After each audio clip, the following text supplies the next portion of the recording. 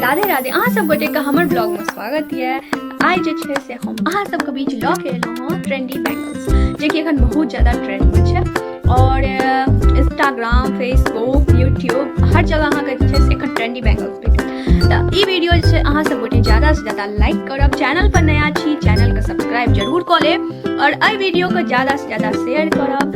और आगू हम अहाँ सब गोटे के देखायब कि बैंगल्स जे छै से अहाँ सब गोटे के कतऽ भेटत और एड्रेस छै से हम डिस्क्रिप्शन बॉक्स में दऽ देब, ओतऽ जाकऽ अहाँ सब देख सकै छी एड्रेस और शॉप पर जाकऽ अहाँ सब परचेज कऽ सकै छी। तऽ चलू वीडियो के स्टार्ट करै छी।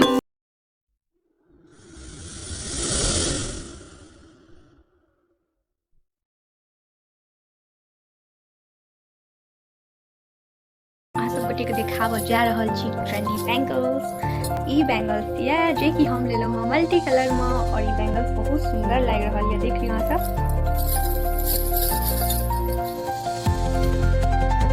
और ई बैंगल्स अहाँ सब गोटे के बेनीपुर में कतऽ भेटत ओ हम अहाँ सब गोटे के बता देब। हर दुकान में नहीं भेटत, एकेगो दुकान में छै से ई बैंगल्स एखन अवेलेबल है।